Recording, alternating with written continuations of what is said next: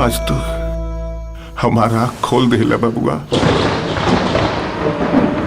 समाज के बनावल ई जाल में फंस के हम आपन रिश्ता नाता सब भुला गए रहनी।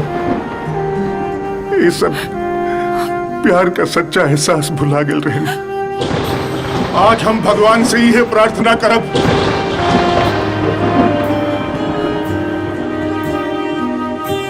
कि तुहार जैसन औलाद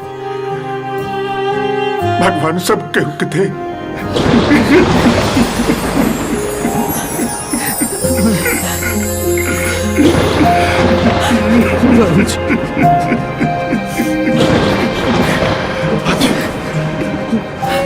आज हमरा गर्व होगा था कि तू हमार बेटा बा।